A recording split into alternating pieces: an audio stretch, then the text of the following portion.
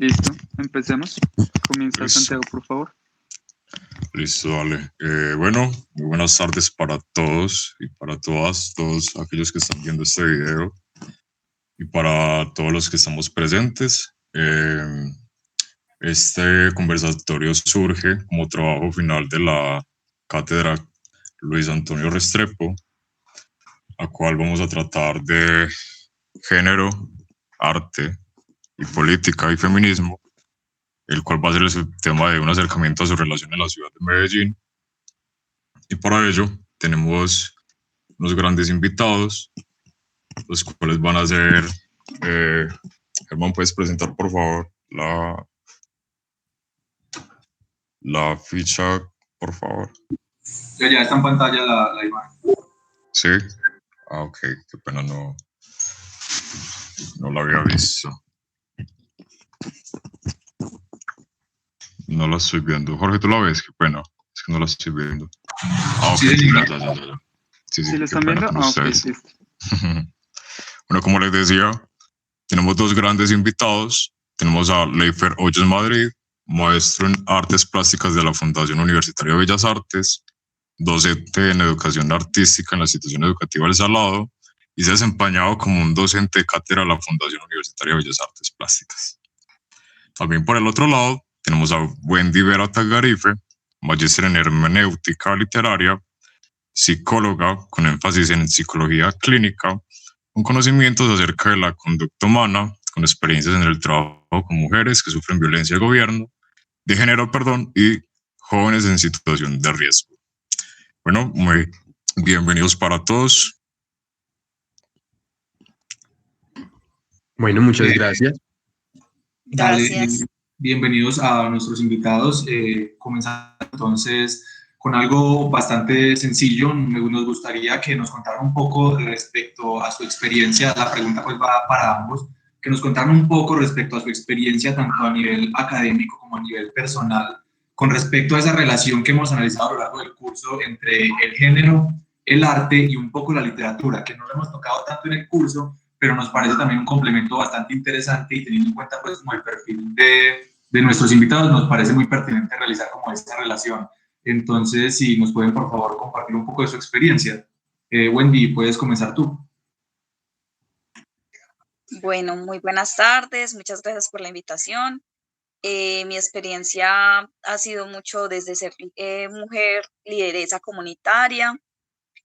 Ha sido pues como un proceso algo difícil porque muchas veces en los liderazgos hay muchos liderazgos masculinos, entonces no había como un reconocimiento hacia mí. De hecho, en un principio, como de la biblioteca, había también como otro hombre que estaba conmigo en la experiencia, pues como en el proceso. Yo era cofundadora y él también, y siempre era como reconocido él en lugar de mi persona.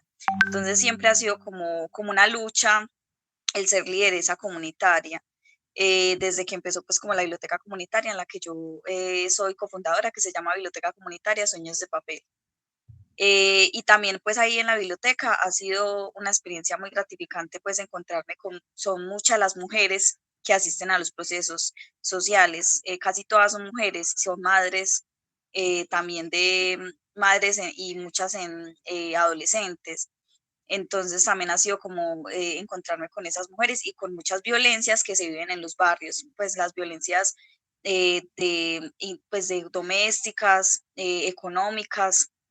Entonces ahí es donde encontré pues como toda esta también relación con lo del género y las violencias basadas en género, y también ahí fue cuando nació pues como la idea de también trabajar en la biblioteca un poco estos temas por tanta violencia que había, pues y que hay todavía en los barrios de ladera, que es donde más que todo nosotros trabajamos.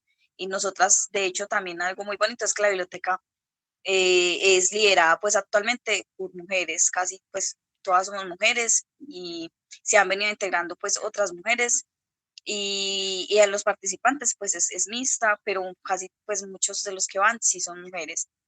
Y también pues otro referente también es como las madres comunitarias, las madres que fundaron, porque muchas personas que fundan nuestros barrios de ladera son mujeres. Entonces también conociendo esas historias de ellas, compartiendo desde el tejido, porque pues desde el tejido se da mucha memoria.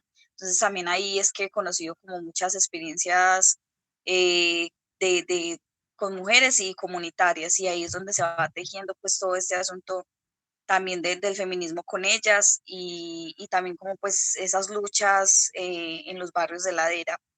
No sé qué más, el otro invitado.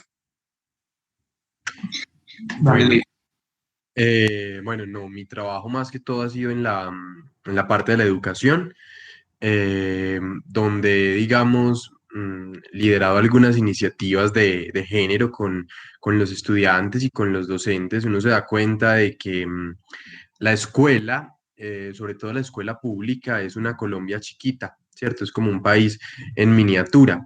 Y a la escuela llegan pues todo tipo de cosas, ¿cierto?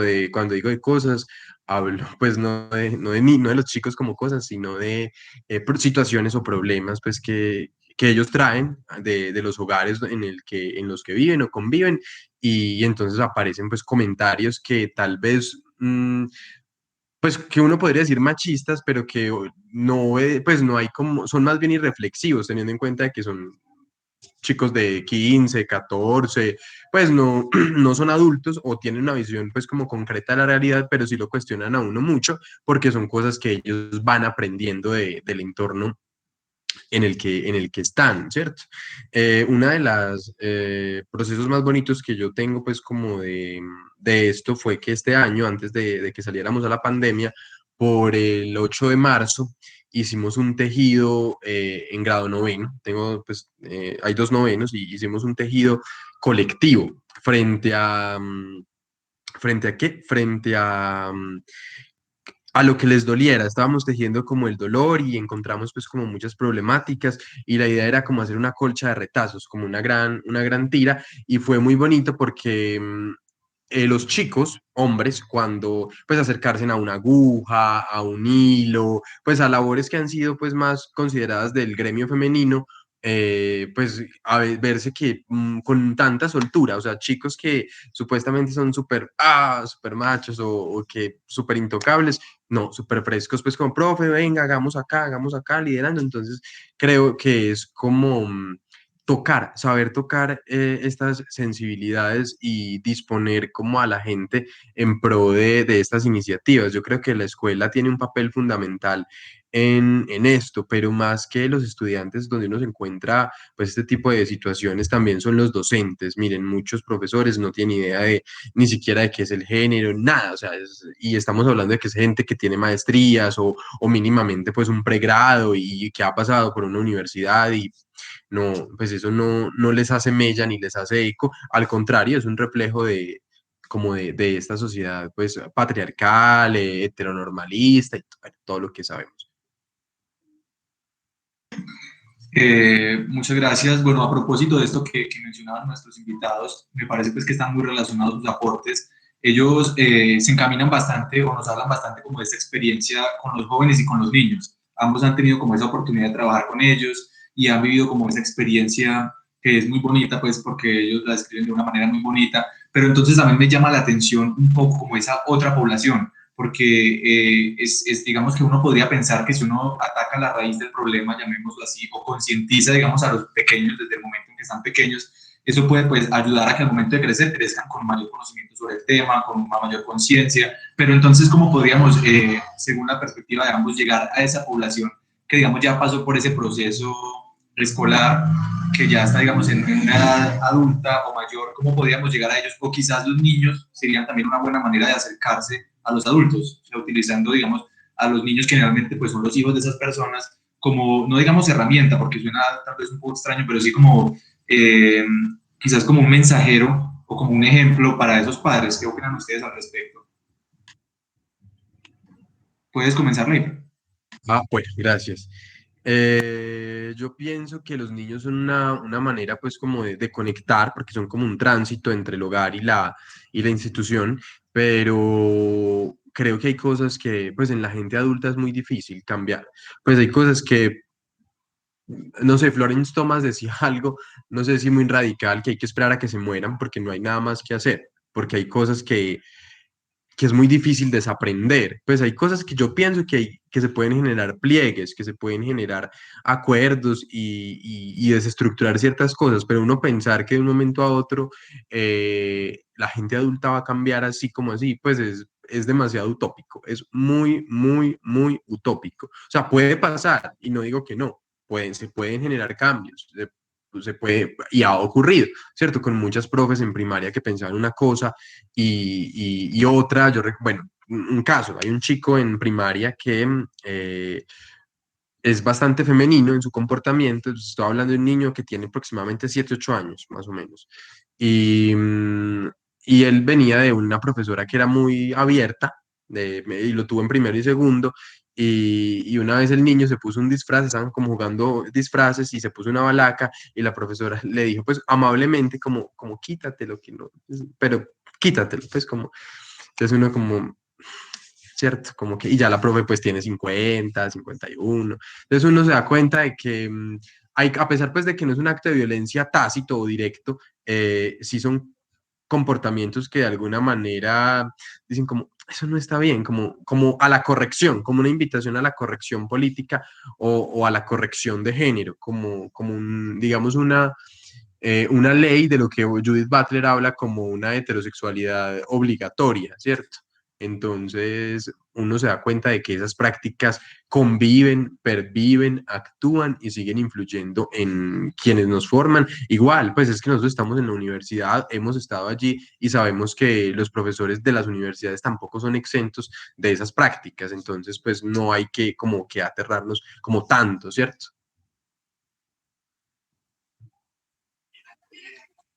Dale, Bueno, Wendy. pues sí, efectivamente es un asunto muy, muy difícil. Pues, por ejemplo, en la biblioteca, cuando empezamos a hablar de estos temas, empezamos con niños y jóvenes, sobre todo pues con mujeres. Bueno, también tenemos grupos mixtos. Y hablábamos del tema, pues con los jóvenes, más que todo el tema del lesbianismo, porque muchas pues chicas como pues con inquietudes sobre el tema, como no sé, pues en mi familia como no me aceptan, ¿cierto? Eh, también pues los chicos, algunos homosexuales, entonces se creaba pues un montón de cosas alrededor de, pues porque mucha gente es muy religiosa, y sobre todo pues, en las laderas donde yo estoy como más ubicada, hay muchas religiones porque son barrios pues que son habitados por personas desplazadas por el conflicto armado en Colombia, entonces vienen de muchas regiones y muchas son del Chocó de Urabá y muchas son algunas testigos de Jehová, entonces pues se arma pues algo que mejor dicho, pues porque los hijos tienen esas orientaciones. Entonces siempre llegan pues como con eso y se crean pues el grupo de escuela popular feminista y de literatura no sexista con niños y la escuela con jóvenes para hablar de los estereotipos de género, ¿cierto? Y luego llegan las mamás, pues algunas nos pasaba al principio, pues que llegaban las mamás y ustedes qué les están enseñando, por qué están haciendo eso, qué es esto, qué se está pensando usted, por qué le, pues, una vez una chica se besó como al ladito de la biblioteca con otra, y es porque promo, pues, ¿qué pasa aquí? Entonces, bueno, mejor dicho. Pero entonces lo que nosotras hacemos es como, pues, mucho desde el amor y como las mamás ya nos conocen, ya hay también un vínculo con ellas desde otros talleres, porque con ellas también pues como desde la biblioteca se trabaja mucho con el contexto, entonces, ¿qué les gusta a las madres y a los padres? Entonces, a las mamás desde la cocina, pues mucho les ha gustado la cocina, también el tejido, las manualidades, y con los papás también mucho, pues como desde las manualidades, aunque los padres no, la verdad no participan tanto. Entonces ha sido en esos espacios donde se empieza como a hablar sobre las preguntas, de cómo así han sido creados ellos y si a ellos les ha gustado eso, pues entonces muchas hablando como, bueno, después de un tiempo pues como de reflexionar, si algunas dicen como es que yo nunca estoy de acuerdo como que entonces si la carne más grande es a mi papá, a mí me pasaba esto, yo tenía que cuidar, a muchas les pasa, yo tenía que cuidar a mis hermanitos, aunque había otro hermano, pero yo era la mujer, entonces lo tenía que cuidar yo. Entonces sí, pues hay como hay pequeños cambios, pero la verdad, como dice, pues el compañero, es muy difícil como con algunos adultos llegar como a un cambio, pero yo creo que desde pequeños cambios y haciéndoles preguntas, desde los niños que ya están yendo, pues sus hijos están yendo, los jóvenes, se hacen pequeños cambios que yo creo que sí hacen algo y pues hay que seguir construyendo algo para mejorar. Excelente, muchachos, muchísimas gracias por esa intervención. Y me parece muy interesante cómo nos acaban de, digámoslo así, como de contextualizar en la experiencia de cada uno de ustedes, pues donde vemos religiones, diferentes contextos económicos, sociales, etc. Pero como ustedes hablaban, ya que ustedes tienen experiencia con un público, digámoslo así, como mixto, eh, respecto a los hombres, como ustedes hablaban, como dónde hay que situarlos en ese camino, porque como ustedes decían, vienen de unos contextos que son, pueden ser machistas, digámoslo así, como más toscos, más fuertes. Con sus experiencias, como lo decía Leiber, en el tejido, pues, de problemas que hacía con los niños de noveno, y también, pues, Lady con Wendy, perdón, con la biblioteca. ¿Cómo se vinculan más como a los hombres para que lleguen a estos espacios sin necesidad de que haya ninguna diferencias? Bueno, pueden haber diferencias, claro está, pero ¿cómo se les pueden vincular a este tipo de experiencias? Comienza Leifer, por favor. Ok, gracias. Bueno, yo pienso que la literatura para hablar pues como de eso, pienso que puede ser una, como una herramienta, una estrategia que puede acercar más a la población pues masculina o a la población de hombres, ¿cierto? Pues yo lo hablo pues como desde la experiencia personal del trabajo con mis estudiantes, sobre todo como escuchar los relatos, ¿cierto? Escuchar los relatos personales de cada uno, un poco como con esa técnica socrática de la mayéutica, ¿cierto? De la pregunta, esto por qué, o lo que decía Wendy de hacer las preguntas de por qué la carne más grande, o como ese tipo de preguntas detonadoras que pueden sacar de los relatos, ¿cierto? Relatos propios y a partir de como de un tamizaje, ¿cierto? Un sondaje, por así decirlo, de la población, mirar a partir de ahí cómo trabajar, porque el taller, o sea, los talleres o las actividades que uno haga siempre deben partir de un contexto específico y puntual, por dónde me puedo meter, qué los puede pronto convencer, un videojuego, una estrategia, ¿cierto? Preguntas de roles, bueno, no sé, algo que pueda generarles confianza para desde allí entrar. Excelente, gracias, Leiber. Y Wendy, ¿qué opinas de esto? Pues también como Leifer, pues me uno en los relatos, pues como en esas historias cotidianas, en lo que les pasa a diario, ¿cierto? En lo que ellos también notan en sus casas, en el colegio, con sus parejas, pues como en esos diálogos también se pueden, y con esas preguntas se pueden dar muchas cosas. Pues yo creería que algo muy importante es como también saber sus gustos, pues que les gusta a ellos, cuáles son sus intereses, por qué les gusta eso, que creen también que viene, pues hay cosas como que vienen infundadas y también actitudes de ellos o comportamientos que de pronto sientan que puedan ser machistas o no y por qué creen que lo son o no porque hacen pues ciertas cosas, ¿cierto? Y partir mucho, como digo, de los gustos e intereses para hablar como también pues para hablar de feminismo, de todo, de género, porque por ejemplo mucho en la música pues podemos encontrar muchas cosas para reflexionar en torno al tema del feminismo y el género, en la literatura también, en el cine. Entonces hay como muchas herramientas que podemos a través de los gustos de ellos, pues como tratar de esos temas e involucrarlos. Creo que mucho es desde las experiencias que ellos tengan también. Listo, muchas gracias Wendy. A propósito de esto último, hemos como avanzado un poco en esta línea de feminismo y de género y de sus experiencias tratándolos. Me gustaría ahora que pasáramos un poco a conceptualizar al respecto. Entonces, me gustaría que nos comentaran ustedes desde su experiencia, nuevamente tanto académica como personal, ¿cómo definirían ustedes o más bien qué enfoque consideran ustedes que han adaptado desde su experiencia del feminismo. Y continuando como con esta línea, es una pregunta doble, tiene su ñapa. El feminismo, pues, es entendido que no es algo homogéneo, que hay muchísimos pensamientos dentro del feminismo. Entonces, ustedes también desde su experiencia y teniendo en cuenta la pregunta anterior, es decir, como ese enfoque que le han dado, ¿cómo consiguen como vincular todos los tipos de feminismo? Es decir, que no haya como una exclusión hacia ningún sector y como condensar todo ese pensamiento tan complejo y tan heterogéneo y vasto que es el feminismo dentro de sus experiencias. Puedes comenzar, Wendy, por favor. Bueno, pues nosotras trabajamos mucho el feminismo popular, como desde las memorias y desde las raíces también, y pues como lo que viven a diario las mujeres cotidianamente, desde el lenguaje popular, desde el acoso callejero, pues desde lo que da en los barrios.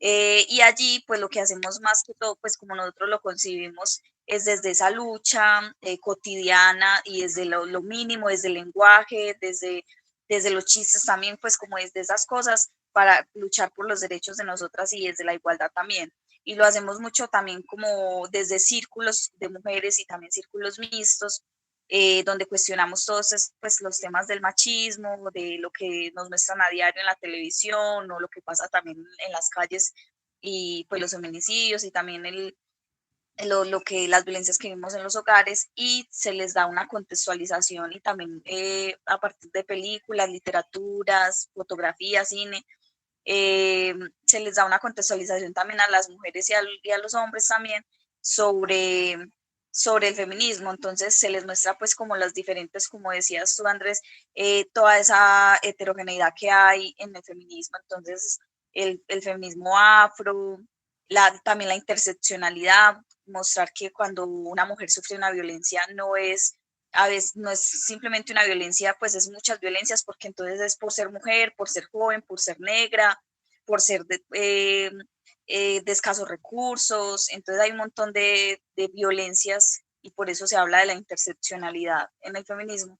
Entonces se les muestra como todos esos diferentes, pues, feminismos y también la historia que, pues, como todo lo que nuestras antecesoras, el tema del 8 de marzo, pues cierto, hay un montón de cosas alrededor de por qué esta lucha es tan importante y ya cada mujer también y cada hombre ya decide pues como qué es lo que le gusta, cuál es su apuesta, ¿cierto? Muchas nos ha pasado que dicen como no, es que hay mucha, pues el feminismo radical me parece muy extremo, prefiero pues un feminismo más liberal, prefiero pues porque sabemos que hay muchos feminismos que se debate mucho con los hombres e incluso los excluye, o piensan pues que es mejor pues, que ellos tengan otros debates.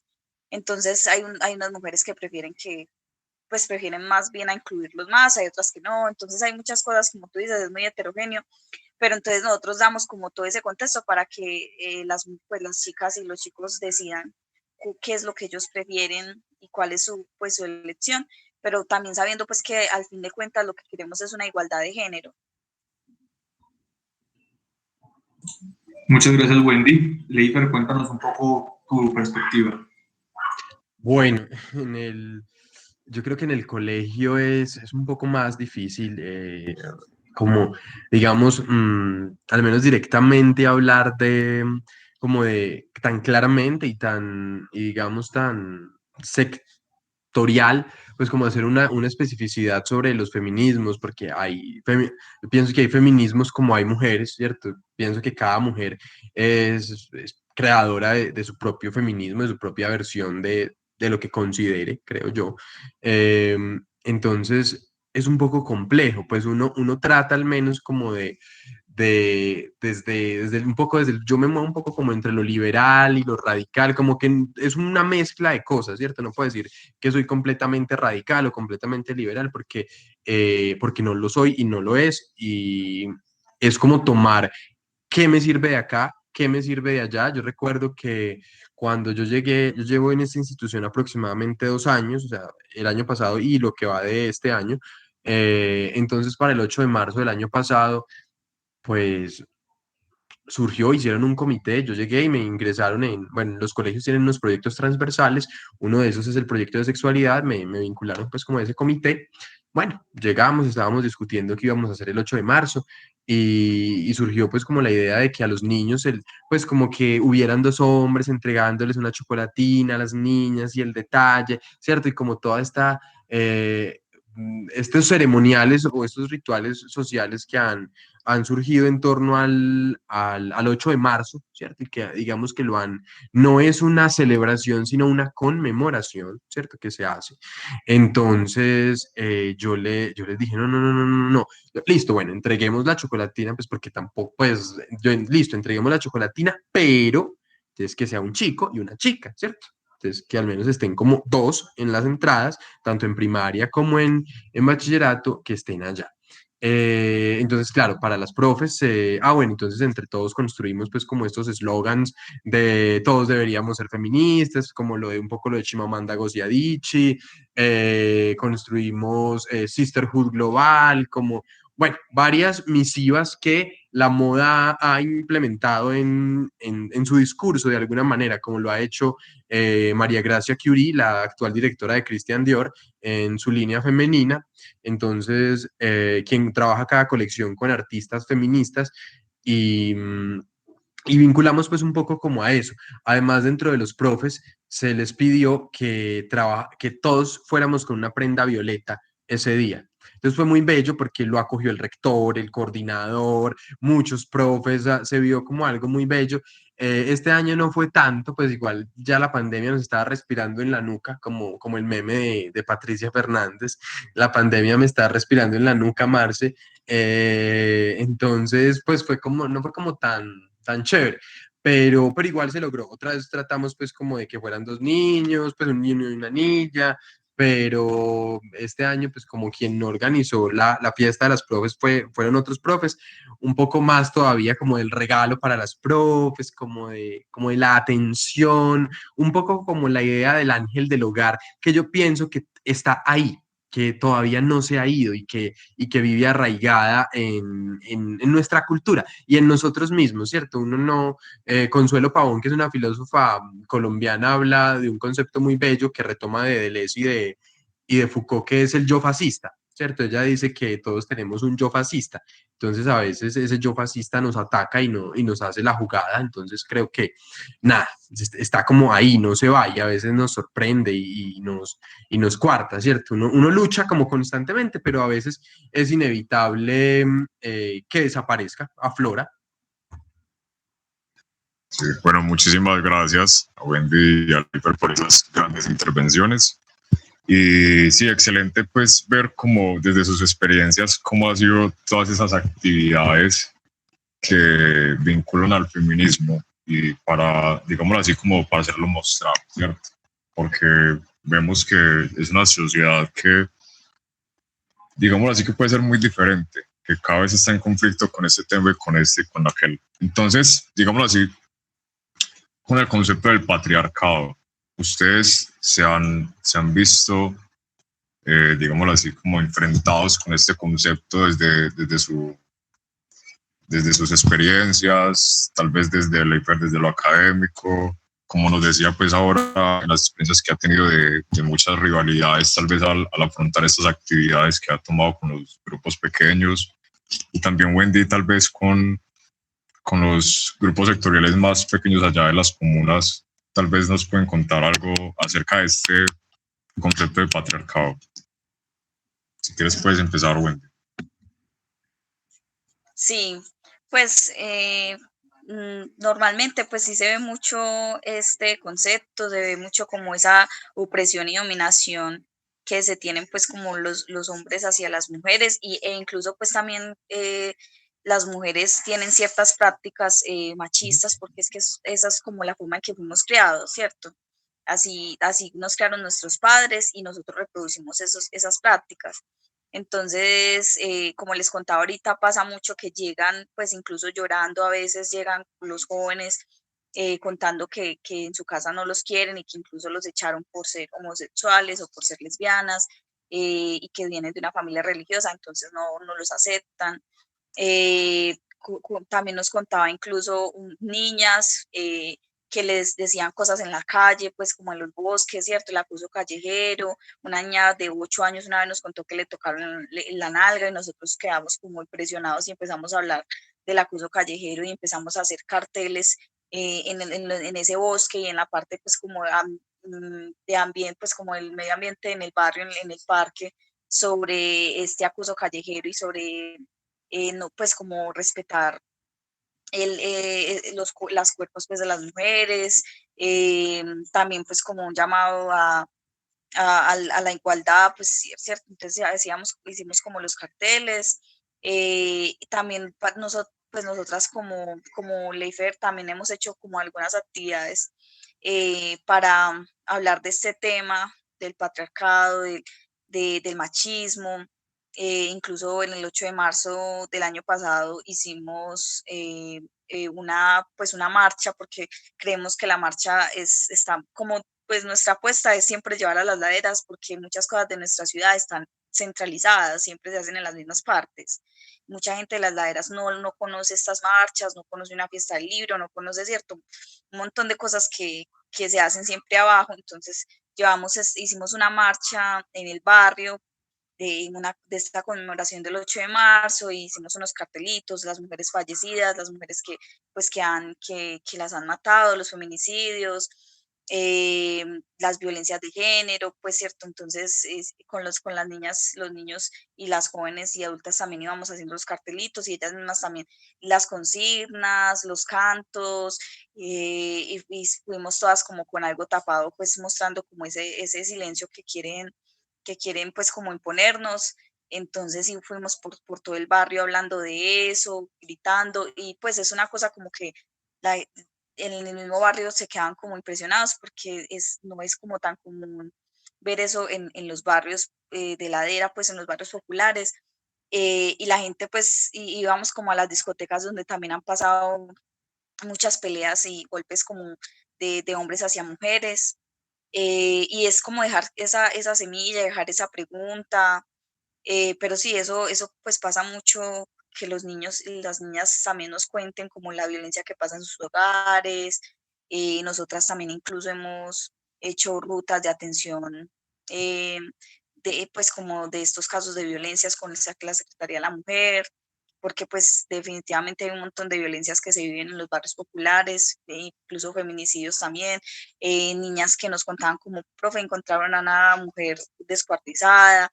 Entonces, cómo hablar de esos temas también con los niños y las niñas, y cómo pues se sorprenden también ellos al ver esto y se sienten también frágiles al saber que son mujeres y que pueden ser violentadas, violadas, ¿cierto? Entonces, también es como hablar, pues, la importancia de hablar de estos temas y de generar esa fuerza en ellos y ellas, de lucha, de resistencia y pues, de empezar a promover los derechos. Excelente, muchísimas gracias, Wendy. Leifer. Bueno, respecto yo creo que el patriarcado nos atropella a todos por igual, ¿cierto? Bueno, de pronto, pues como que, al menos, no sé si por igual, pero al menos nos toca a todos. Es digamos, a la idea a la que voy, ¿cierto? Nadie pues está como salvado de eso, ¿cierto? Porque es algo que está implícito en la cultura, que nos lo enseñan desde chiquitos hasta que nos morimos. Entonces, pues convive con nosotros, pues es digamos que el fantasma del comunismo, es como, pues está ahí, está como ahí, está como detrás de nosotros, nos ronda y un poco si uno da un paso adelante, él da un paso también adelante. O sea, yo pienso que se han hecho conquistas, se han hecho hallazgos, se han hecho muchas cosas, sobre todo, bueno, lo digo desde políticas educativas, al menos en el papel, se crean políticas que tratan pues de incluir que dentro de, por ejemplo, estos proyectos transversales como el proyecto PRAE, que es el proyecto de educación ambiental, o el proyecto de sexualidad, o la cátedra de democracia y la paz, pues deban ser transversales a las otras materias, o sea, que en matemáticas, en ciencias, en inglés se toquen estos temas, pero eso no se da. siempre, ¿cierto? Eso no se da siempre y en todos los lugares, sino que es como, o sea, va muy de la mano con la actitud del docente que tenga frente a su postura. Por eso digo yo que es tan importante trabajar con los profes, porque son ellos o somos nosotros más bien y nosotras quienes podemos empezar a transformar pequeños cambios, como lo decía Wendy, para poder quizás un día desmontarlo, ¿cierto? Para ir avanzando cada vez más. Yo recuerdo mucho que una vez llegué al colegio con era como una especie de vestido o tartán, era como de cuadros negros con rayas, eran cuadros rojos y rayas negras, pues y tenía unas botas y un pantalón y una chaqueta, pero pues sobresalía como la idea del vestido. Recuerdo mucho que un chico de 11 me dijo como, hey, ¿te lo robaste la mamá? Y yo, sí, cuando él quiera se lo presto, si le queda.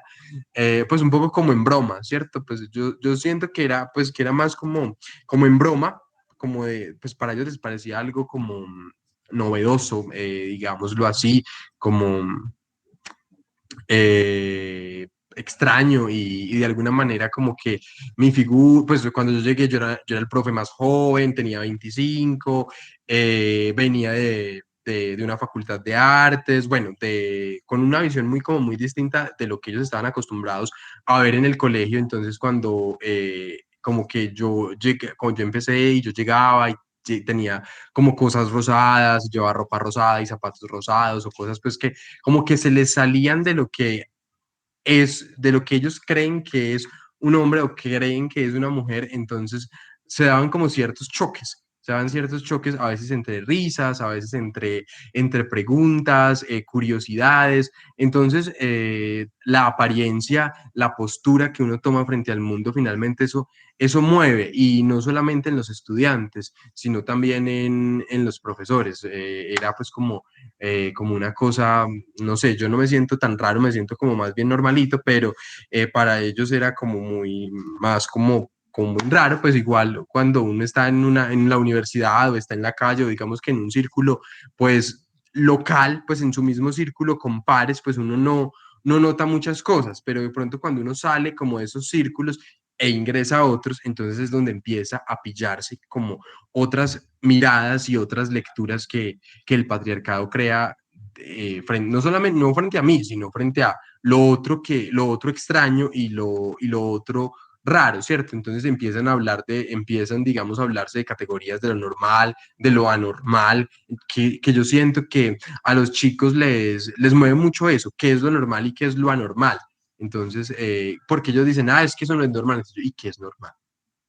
Entonces se quedan pensando y dicen, Entonces, eso me parece interesante, ¿cierto? Como las palabras que decimos, el lenguaje, tiene una gran incidencia en nuestros actos y en nuestra vida, ¿cierto? Entonces, me parece que el patriarcado está allí, en el lenguaje, en las prácticas, a la vuelta de la tienda. Está ahí, convive con nosotros. Bueno, muchísimas gracias Wendy y Deifer por sus respuestas. Algunas experiencias muy fuertes, pues también como las que comentaba Wendy, también unas que generan mucha reflexión. Por ejemplo, en torno como mencionaba Deifer también, y Wendy en su momento sobre, digamos, como qué es lo normal, qué no es normal, qué es lo políticamente correcto. Es como un debate bastante profundo, y a ese respecto también hemos tratado bastante dentro del marco pues, de la Cátedra Lara, y hemos abordado ahora, me gustaría pues como incluir un poco, ya que ambos tocaron este tema, el tema del arte, entendiendo pues la literatura como una manifestación cuando no un complemento del arte. Entonces, a este respecto, hemos un poco discutido respecto a lo que es el arte político, porque la política también es pues un componente fundamental de este conversatorio, y hemos discutido un poco que el arte político debe ser de alguna manera el que genera como una ruptura, que a veces causa molestias, que rompe, digamos, como con ese esquema de normatividad, un poco pues como lo que nos comentaban ustedes, que a veces la gente como que le parecía muy raro, o se quejaban a veces, como nos decía Wendy, o se burlaban, como nos decía Leifer.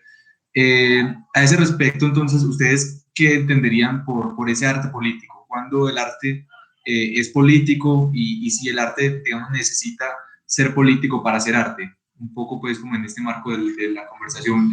¿Puedes comenzar, Leifer, por favor? Vale, vale. Yo pienso que todo arte es político, ¿cierto? Todo es político.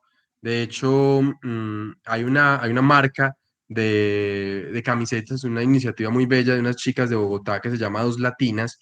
Tienen una camiseta que se llama Todo es político. Tienen un eslogan, no sé, esta es de ellas, esta me la regal, pues me la enviaron, me la regalaron, dice Sudaca, está bordada, pero tienen otras que, o sea, frases como muy detonantes, eslogans, por ejemplo, la moda es un acto político, todo es político, sin perreo no hay revolución, bueno, como muchos eslogans que empiezan a salir en las marchas.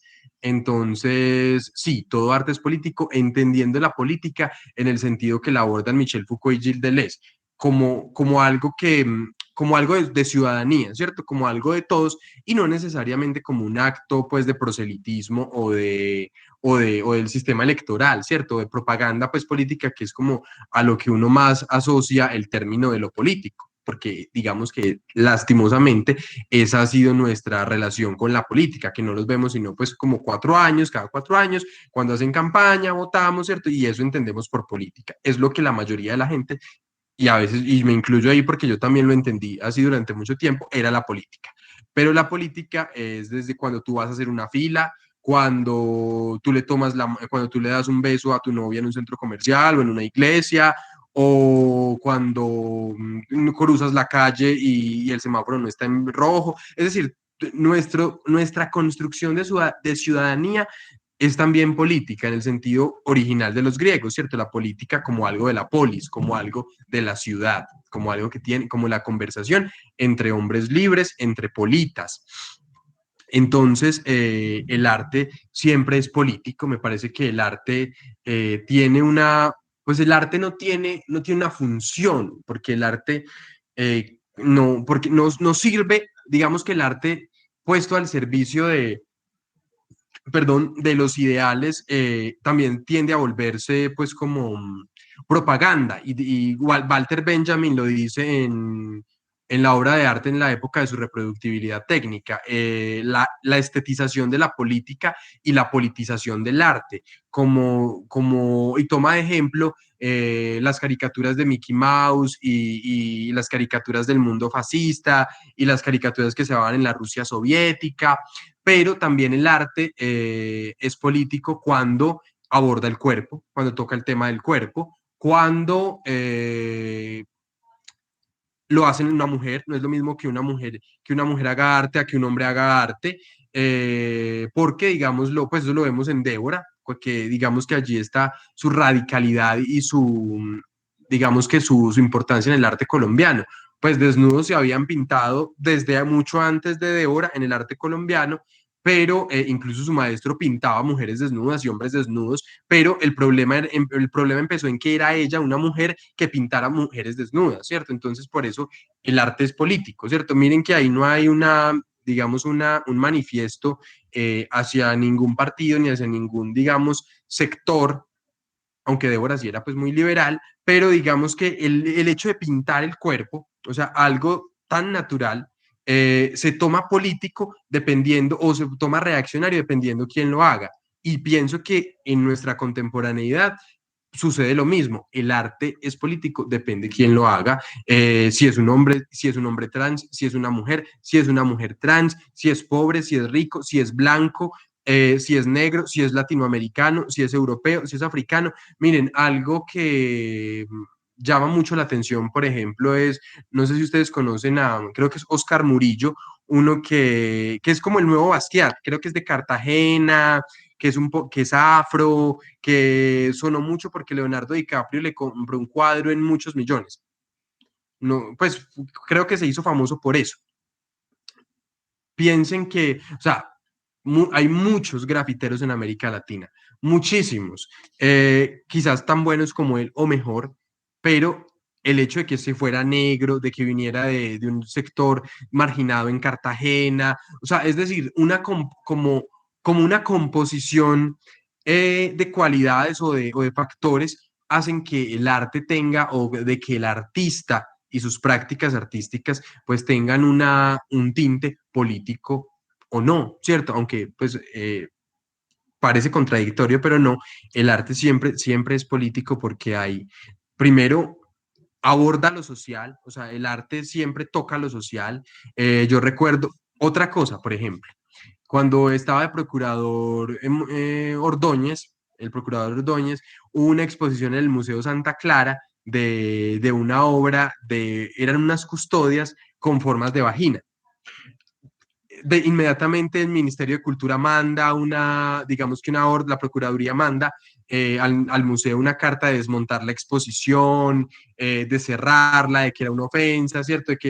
Bueno, y un montón de organizaciones se filtraron en bandada hacia la exposición y hacia el artista. Entonces, miren que sigue siendo político, ¿cierto? A pesar de que no toque, pues, liberal, pues, digamos que el bipartidismo que uno tiene metido en la cabeza, pero que sabemos que muchos partidos de derecha y de ultraderecha están en contra del aborto, están en contra de las libertades de las poblaciones LGBTI. Entonces, miren cómo el arte senta o digamos que deja sentadas unas posiciones que pueden ser reaccionarias para ciertos espectros políticos. Yo también recuerdo hace poco un performance que hubo que fue el año pasado, sí, fue el año pasado, en la Catedral Metropolitana, de una activista trans, unos cuerpos trans, o fue en el Parque El Poblado. No sé si fue, no, sí, fue en la Catedral Metropolitana y había unas velas negras y unos trajesados y bueno, y que José Félix Laforí retuiteó y decía, están haciendo ataques satánicos, cuando no entrevistaron, no son ataques satánicos, era una performance. Pues entonces, como el arte siempre está enunciado desde lo político y el cuerpo en el arte siempre revela o desvela posiciones de lo político. Muchas gracias, Leifer. Wendy, cuéntanos. Bueno, estoy muy de acuerdo con Leifer que el arte es político y más que pues siento que el arte también comunica y que hay en el que pues como el receptor, las personas que vemos ese arte, también estamos interpretando un montón de cosas y en la medida en que vamos interpretando también vamos politizando ese arte, vamos tratando pues como de entenderlo y de convirtiéndolo en otra cosa, ¿cierto?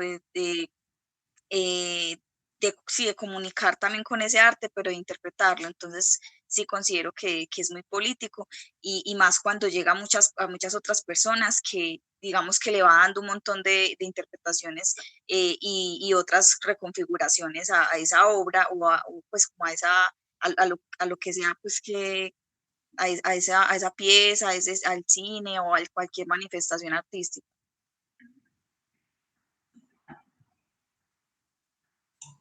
Muchas gracias, Wendy. Bueno, a propósito, un poco de lo que estaban comentando con respecto, digamos, a que todo es político, una pregunta ya un poco individualizada para Leifer.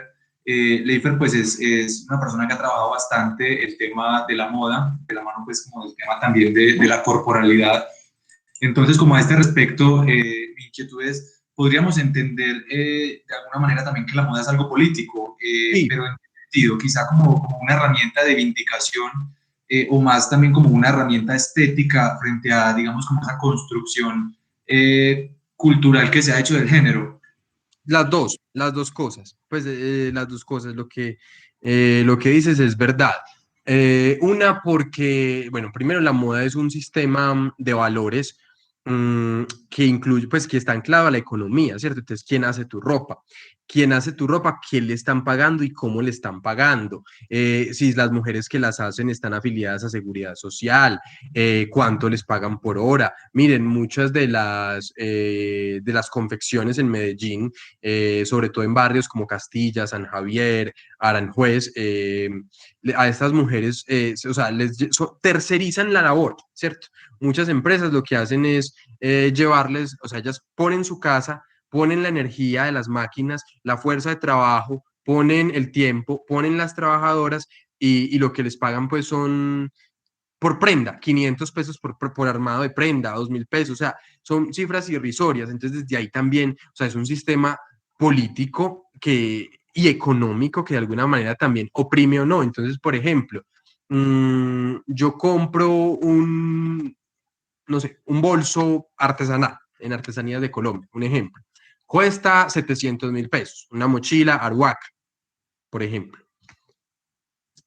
¿Qué le están pagando? O sea, ¿a quiénes le están pagando? Estamos valorando el tiempo del artesano o de la artesana, estamos pagando por un producto ético, ¿cierto? Entonces, Susana Solkin, que es una socióloga argentina, dice que el nuevo lujo es ser sostenibles, porque crear una prenda sostenible es muy cara, porque si tenemos en cuenta los cultivos de algodón, el pago digno, los canales de distribución, bueno, tantas cosas que inciden en la cadena de producción de una prenda, eso hace que las prendas tengan un valor no solamente estético, sino también político y económico, y que haya detrás pues toda una estructura de desigualdad o de igualdad, porque también, o sea, ¿qué pasa cuando le compro a una marca pequeña? ¿Qué pasa cuando yo compro colombiano o cuando no compro en Zara o cuando compro en Zara?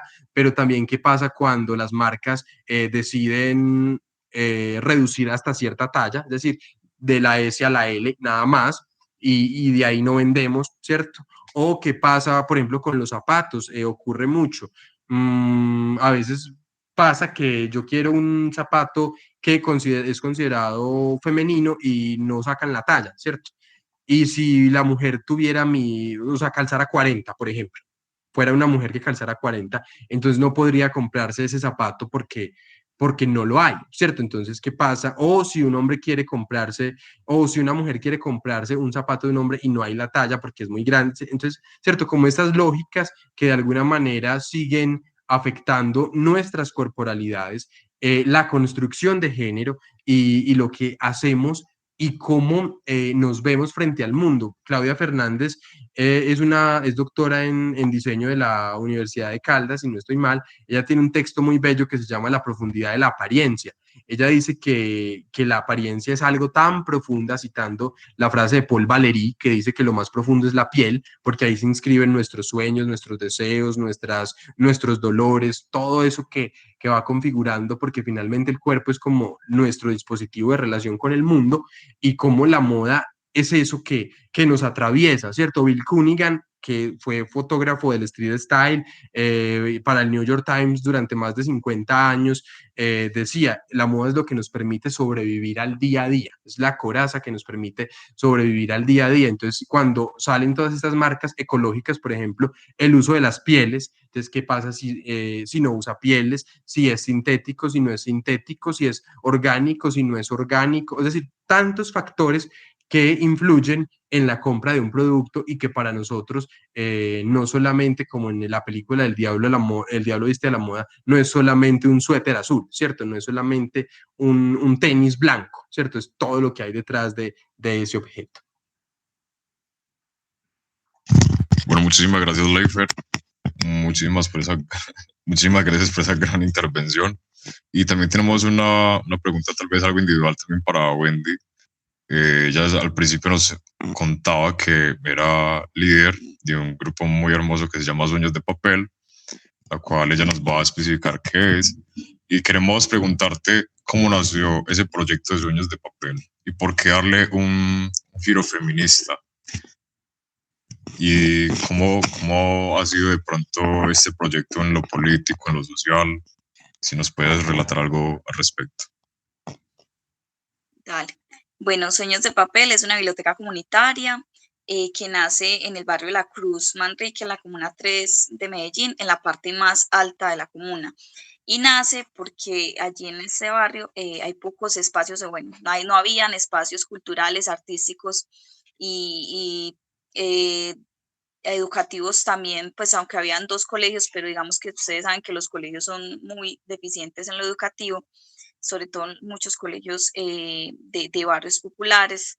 Entonces, habían pocos espacios para el encuentro comunitario y por eso pues, se decidió hacer una biblioteca. Se decidió, pues, todo empezó, pues, como yo empecé a subir, bueno, yo vivo en Manrique, pues, soy habitante desde que nací. El barrio queda más arriba, mucho más arriba de mi casa, incluso con un bus. empecé a ir porque yo estudié psicología, entonces me dijeron, como ves, por allá están necesitando un psicólogo y nunca había un psicólogo en un colegio. Entonces, bueno, yo fui y invité a otra amiga que hacía parte también de procesos de lectura conmigo, pues ya más abajo, porque en Manrique sí hay una biblioteca, pero queda muy abajo, o sea, la gente no la conoce, la gente de la Cruz no la conoce porque es muy, muy abajo. Entonces, nació pues mucho por esa ausencia de espacios y también por todas las problemáticas que se veían en la Cruz, pues como les contaba ahorita, es un barrio habitado por personas desplazadas, muchas personas no saben leer ni escribir, leer y escribir como tradicionalmente lo conocemos, nosotras siempre decimos eso porque creemos que hay muchas formas de leer y escribir. Siempre decimos que leemos el cuerpo, nos leemos a nosotras mismas, leemos al otro, escribimos también cuando estamos hablando, cuando hacemos una pintura. Entonces, empezamos a mostrar también eso en el barrio, pues todas esas formas de leer y escribir, incluso el contexto también se lee. Entonces, y empezamos también a leer todas esas problemáticas y una de ellas es la violencia de género. Cómo hay tantas violencias allá, incluso la comuna Tres Manrique, que es una de las comunas con más violencia hacia las mujeres, pues está como en los informes de la Secretaría de la Mujer, y es una de las comunas que más priorizan para hacer intervenciones de género, pues como de todos los programas que tienen ellos.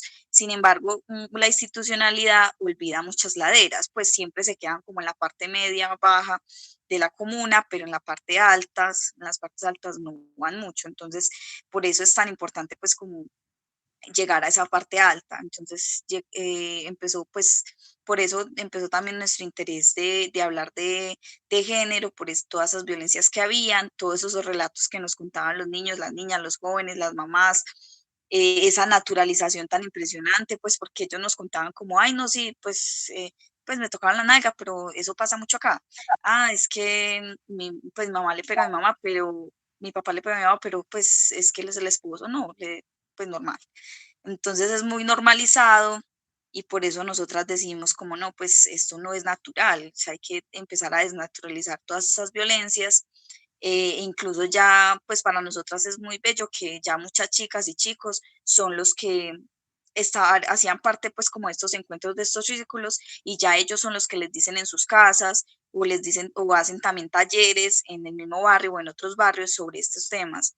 Incluso también hablamos pues mucho del feminismo afro y todas las violencias afro, hay muchos, pues allí en el barrio está habitado mucho por personas afro, entonces en otros espacios ya esas personas hacen performance hablando de esto, pues de la violencia del racismo y de cómo en los chistes también hay mucho racismo y entonces empiezan también a ser muy políticos porque ya pues si una persona hace un chiste o si pues algo racista a ellos les incomoda, no si ven cierto machismo, ellos pues lo pronuncian y lo dicen. En cambio, antes ni siquiera se daban cuenta de que había un machismo ahí. Entonces es algo muy interesante porque se empiezan a ver esos cambios. Ya llevamos, este año cumplimos 4 años y uno empieza a ver como esos pequeños cambios en una comunidad, pues y yo creo que eso sí es algo muy, muy bonito, aunque no es, pues, o sea, sí es una comunidad y no es el mundo entero, pero por eso pensamos que de a poco pues vamos haciendo algo por el mundo. Y esos otros van reproduciendo, pues es que lo bonito es cómo eso se va reproduciendo, porque entonces nosotras empezamos, ya los jóvenes son los que quieren hacer eso en otros barrios, los que llegan también. Muchas gracias, Wendy. Muy bonita la experiencia. En pantalla estamos pues, precisamente compartiendo unas fotografías que nos compartió Wendy pues, para presentar aquí en el conversatorio, donde se puede evidenciar un poco como esa experiencia tan bonita de la biblioteca comunitaria. Digamos, ese sentido político, que era un poco lo que preguntábamos, yo diría que quizás innegable pues, en las fotografías, pero también es de destacar como digamos, ese sentimiento como de identitario, como que de alguna manera ayuda como a desarrollar esa identidad de los jóvenes, en este caso pues principalmente niños, y pues es una experiencia muy muy enriquecedora para todos, pues me imagino que tanto para Wendy como para los chicos que participan del proceso. Bueno, una pregunta también individualizada un poco para Leifer, retomando un poco lo que hablábamos ahorita, también con este, digamos, este sentido político de la moda y el cuerpo, pues que también son como ejes fundamentales en el conversatorio y en la cátedra. Nos gustaría pues preguntar también un poco, digamos, sobre cómo funciona esa concepción de la moda, pero con un enfoque, digamos, un poco más histórico, es decir, eh, históricamente, digamos, cómo se ha abordado la moda, o sea, quiénes han sido los que han, digamos, como trazado esas pautas para la moda, o sea, es decir, la vestimenta, la forma en que se relaciona la vestimenta y la corporalidad, y cómo consideras que se aborda estos temas ahora y cómo consideras que podría influir la forma en que se aborda ahora a futuro. Bueno, yo creo que, bueno, pues está como carnosita. Yo creo que, bueno, ahora la moda está siendo como muchas estructuras de poder, está siendo, digamos, cuestionada, está siendo también interrogada por las nuevas generaciones.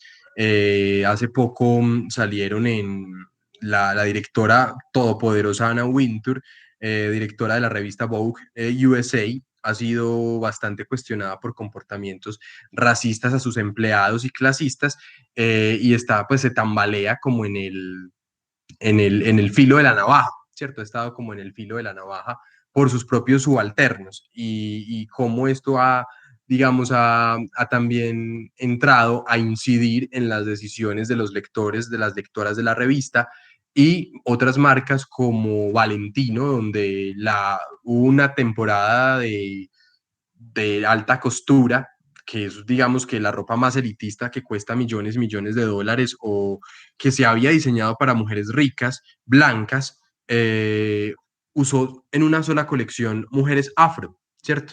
Quizás eso no signifique mayor paridad, ¿cierto? Y eso no signifique, comillas, mucho, pero visualmente es otra cosa, ¿cierto? O sea, visualmente es poner en el lugar del consumo de que también las mujeres afro y los negros, por así decirlo, pueden acceder a eso, ¿cierto? Como que la riqueza no es solo, no está solo asignada a un grupo racial o a un grupo étnico particular, sino que es algo que comillas, pues no tiene nada que ver, aunque sabemos pues que las desigualdades son bastante amplias y profundas, y de que la mayoría de la riqueza está en manos de personas blancas, pero eso no significa pues de que una persona negra no pueda acceder a la moda, ¿cierto?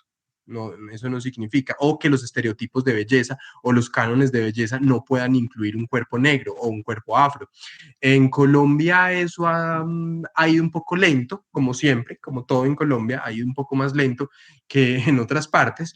De hecho, la revista Fucsia hace poco es un año, sacó en el Festival del Petronio Álvarez una mujer blanca vestida con los turbantes. Eso desató en las lectoras, en la gente, bastante escaramuza, bastante crítica, y finalmente la revista cierra. La revista era del mismo grupo de la revista Semana, la revista sale de circulación, y esto, pues con esto se cierra la única publicación de moda en Colombia. No hay publicaciones de moda impresa en Colombia, y cerró, pues, digámoslo, frente a, no solamente frente a esa, digamos, problemática social del petróleo, sino que ya venían como acumulando varios, comillas, errores, que parecían no responder como a las lógicas de los nuevos tiempos. Entonces yo siento que la moda se convierte en un discurso de libertad, primero cuando quien lo enuncia y quien, digamos, lo crea, estoy hablando de diseñadores, estilistas, también están filiados con las prácticas políticas progresistas, porque hace poco una periodista de moda que se llama Luz Lancheros sacó en 2018, con la campaña presidencial, un artículo en Nueva Mujer Chile, que decía que la moda colombiana era un nido de fascistas, porque veíamos a Silvia Cherasi, a Joana Ortiz, este señor costeño, Hernán Sajar, apoyando al gobierno de Iván Duque cuando digamos que ha sido un gobierno que pues no se ha, digamos, vinculado a los procesos sociales de las comunidades y que al contrario, pues ha afiliado pues, otro tipo de cosas. Entonces, y cuando estas personas, estos diseñadores dicen que trabajan con población de comunidades, entonces hay discursos que no, como que no coordinan, ¿cierto? No están, digamos que, enlazados, o sea, las prácticas y los medios no están como organizados. Entonces pienso yo que aún faltan muchas cosas por avanzar en la moda en Colombia y en la moda global, claro está, pero que nosotros seguimos siendo un poco más resabiados y rezagados que en otras latitudes del mundo, ¿cierto? Bueno, excelente. Y bueno, ya para ir culminando con este conversatorio, unas últimas preguntitas para cada uno, solamente una para cada uno, y esta para Wendy.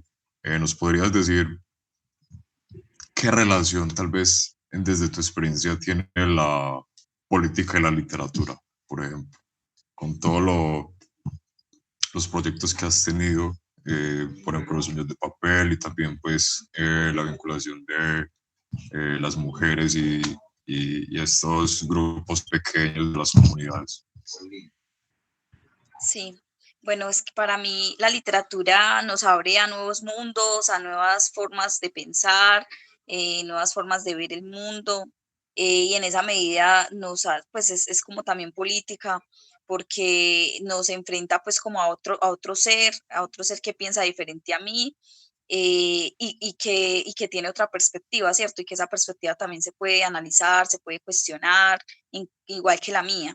Entonces es como un diálogo entre varios, y en ese sentido también es política porque hay un diálogo, hay seres que están ahí problematizando, que están cuestionándose, que están ahí como tratando de entender también lo que el otro dice. Y es un acto también muy comunicativo y pues como muy experiencial también que nos pone pues en mucho en debate. Entonces para mí por eso es político, por todo el debate que hay, todo el encuentro con el otro, que es también muy político. Bueno, muchas gracias, Wendy, por la respuesta. Ya hemos como también trazado una ruta a lo largo del conversatorio. Hemos hablado un poco de feminismo, de arte, de política y pues como de literatura, claramente, de la relación que los une. Yo quisiera hacer, digamos, una última pregunta pues a Leifer para culminar ya con una pregunta para ambos. Leifer, desde, digamos, el escenario artístico, que es un poco como la parte que trabajas especialmente, y en la que tienes una gran experiencia, ¿cómo consideras, digamos, que ha avanzado esa relación entre arte y feminismo y política, claramente, específicamente en la ciudad de Medellín, como para situarnos, digamos, espacialmente? ¿Cómo describir ese avance y qué consideras que podría, digamos, mejorarse o qué crítica, digamos, podrías hacerle a lo que se ha vivido, digamos, hasta el momento? Ok, bueno, yo pienso que a partir más o menos creería yo, del 2008, como del 2005 en adelante, eh, empiezan a aparecer en Medellín, em, bueno, el hecho de que haya una Secretaría de la Mujer, por ejemplo, ¿cierto? Eso incide en la política pública, aunque con todo lo que sabemos y las fallas que tienen pues estos documentos ciudadanos, pero han permitido que se den otras estrategias frente a la participación de mujeres en el arte y digamos que en la política pública de cultura de la alcaldía de Medellín, en casi todas, salvo digamos que menos en la de Federico Gutiérrez ha sido como en la que menos, pues esto se ha fortalecido porque digamos que sabemos todos que la política del anterior alcalde se mantuvo fue digamos que en la defensa y en la seguridad, ¿cierto? Pero, digamos, pero no desapareció por completo, ¿cierto? Siguió pues estando la Secretaría de la Mujer, siguieron estando pues como estos programas que han permitido que otras voces surjan en la crítica de arte. Hay una chica, una mujer que se llama Úrsula Ochoa, que tiene varios espacios feministas, que lo último que supe de ella es que estaba montando como una plataforma de mujeres artistas, solo mujeres, donde estaban sus portafolios, sus obras, de que hayan salido también experiencias como desde la crítica y desde la escritura como Solastrid Giraldo, que se hayan aventajado por mostrar nuevos discursos y nuevas herramientas. Ángela Chaverra en El Cuerpo Habla, que tiene también pues intereses bastante importantes, no desde el feminismo, digámoslo, como un colectivo feminista, porque no es un colectivo feminista, pero sí con miras a sostener, a mantener y a mostrar también el papel de la mujer en el arte. Pues ella es una mujer que tiene un colectivo, pues ya eso es lo suficientemente pues feminista y político, una mujer que tiene un colectivo artístico y que aborda el cuerpo, pues ya eso lo hace bastante político, ¿cierto?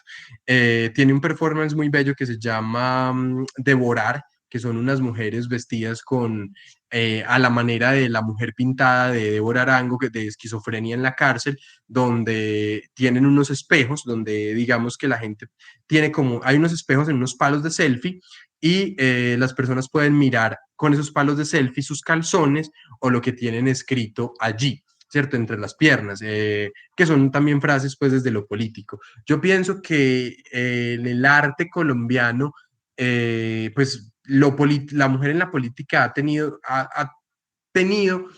una influencia desde Débora. Yo pienso que Débora ha sido de las más, o sea, Débora inauguró ese camino de la mujer como artista emancipada. O sea, mujeres pintoras siempre, ¿cierto?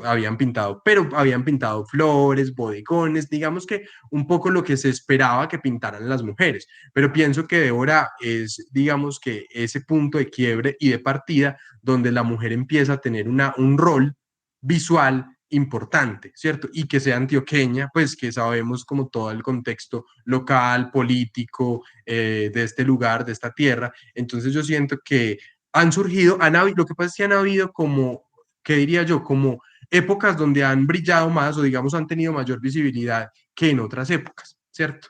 Que en otras épocas, pero pienso que actualmente, después como esa parte de 2005, 2008, es decir, la alcaldía de Fajardo, la de Aníbal, la de este señor, porque que es escritor, ¿por qué lo olvido? Recuérdenme, Alonso Salazar, o sea, estas alcaldías de alguna manera, sin ser pues proselitista de ellos, pero sí consciente de aportes y apuestas, han visibilizado más o digamos invertido más dinero en obras donde la mujer o en proyectos donde lo femenino pues tenga un valor y un lugar también, separado pues del arte para hombres o el arte como una institución masculina. Bueno, muchas gracias, Leifer. Me gustaría también destacar bastante de ambos invitados esa forma que tienen de expresarse, que me parece pues, que denota un poco su experiencia trabajando con todo tipo de públicos. Es una forma, digamos, que es muy digerible, que no está como tan cargada de ese, digamos, como de esos tecnicismos y es una forma muy, muy bella porque es fácil de llevar a todo tipo de públicos. Entonces, precisamente como en ese marco siguiendo pues como esta línea, me gustaría hacer como una última pregunta para ambos y es como con respecto a la academia, pues es bien sabido que la academia a veces tiende a encerrarse mucho en sí misma, tiende a cargar, digamos, sus contenidos con tecnicismos, con palabras un poco complejas. En ese sentido, ¿qué les recomendarían a ustedes, digamos, a las personas que están buscando sacar estos temas de ese encierro de la academia, como los que hemos discutido, por ejemplo, en este conversatorio, llevarlos, digamos, a un público más variado, a sectores que, digamos, no tienen acceso o no escogieron, digamos, como el camino de la academia por diversas razones? ¿Qué les recomendarían a ustedes a ese tipo de personas que quisieran como conseguir este objetivo? ¿Cómo acercarse o más bien cómo salirse de la academia al momento de abordar este tipo de temáticas? Wendy, ¿puedes comenzar, por favor? Pues yo creo que primero es muy importante entender como que primero es leer el contexto, ¿cierto? ¿Dónde estás ubicado? ¿Quiénes son esas personas? ¿Qué les gusta? ¿Qué hacen? pues para ellos cuál es el acercamiento que han tenido con el feminismo o si no han tenido, cómo ejercen ellos el machismo, cuáles son sus prácticas, ¿cierto? Pues como salirse un poco de lo que, de esos tecnicismos y todo eso y adentrarse más en esa comunidad o en esa, pues bueno, en esa población o en cualquier parte que sea, entender eso, pues entenderlo muy bien antes de llegar con cualquier cosa como, pues como con esos ¿cierto? Porque muchas veces también son prejuicios, son un montón de cosas que nos llegan con la academia, entonces es como no llegar con esos, pues como con esas más que todo, con esas preguntas, con ese cuestionamiento, con esa mente muy abierta y con esas ganas de comprender al otro y entenderlo y de saber más, pues saber del otro más que de enseñarle primero, ¿cierto? Gracias, Wendy. Leifer, cuéntanos tu opinión al respecto. Bueno, yo pienso que también por el lado de Wendy, el conocimiento del contexto, eso es digamos que uno de los aportes grandes del feminismo, es el conocimiento situado, ¿cierto? ¿Ustedes de dónde está hablando? ¿Desde qué lugar está hablando? O lo que se llama en investigación como el start point, ¿cierto? ¿Ustedes de qué lugar habla? ¿Cómo habla? Porque pienso que eso pretende tener lecturas más objetivas, más, digamos, acercadas a los intereses de la población, porque si no pasa lo que hemos visto, que lo que ha pasado con las administraciones, ¿cierto? Locales, nacionales, incluso internacionales, mandan proyectos y no saben, por ejemplo, que en tal lugar no hay agua, no hay electricidad, no hay tal cosa, no hay tal otra. Entonces, cuando uno no conoce, digamos, el contexto de desde dónde está hablando, pues es difícil. Incluso yo, o sea, yo lo hablo también desde la experiencia en el colegio. Hay muchos profes que mandan muchas cosas y los chicos no tienen como, o sea, mandan actividades que los chicos no pueden hacer o que les cuesta porque no tienen, digamos, esa lectura del contexto. Entonces, primero, leer el contexto. Segundo, pienso que arriesgarse. Yo pienso que hay que arriesgarse, hablarlo, pienso que hay que decirlo, pienso que estos temas tienen que seguir circulando porque en esa buena medida es que podemos crear transformaciones a mediano y a largo plazo, ¿cierto? Bueno, muchísimas gracias a los dos por sus respuestas, por su participación. El espacio ha sido muy ameno, la conversación pues ha sido bastante fluida. Como indiqué pues anteriormente, la idea pues inicial de este espacio es colgarlo pues a las redes sociales y que sea, digamos, accesible para todo tipo de público, salirnos también un poco de ese molde de la academia, y yo considero pues que hasta el momento hemos cumplido completamente con el objetivo. Nuestros invitados han, digamos, manejado de una manera muy interesante y muy, digamos, digerible los temas pues que queríamos abordar.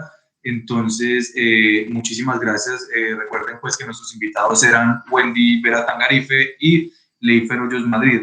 Y finalmente, agradecer también a los compañeros que colaboraron, digamos, en la elaboración de este conversatorio, que no estuvieron en cámaras, pero estuvieron apoyando en todo el proceso de realización, la formulación de las preguntas, el proceso logístico. Es decir, es un trabajo conjunto por parte de todos, también a la Universidad Nacional de Colombia en su sede Medellín. Y pues finalmente quisiéramos mencionar también un poco a los compañeros pues, que acabo de describir, que son Germán Garay, él es estudiante de Ingeniería Geológica; Julián Estrada, él es estudiante de Ingeniería Eléctrica; todos pues somos de la Universidad Nacional de Colombia en su sede Medellín; Cristina Isabel Bolaños Argote, estudiante de Historia; y Santiago Cuervo Ortega, estudiante de Ingeniería Geológica. Y mi persona, Jorge Andrés Aristizabal Gómez, también estudiante del pregrado de Historia de la Universidad Nacional de Colombia en su sede Medellín. Pues muchas gracias a todos entonces por permitir y hacer posible la realización de este evento. Muchas gracias, que tengan todos una feliz noche. Gracias, hasta luego. Muchísimas gracias. Hasta luego. Hasta luego. Gracias.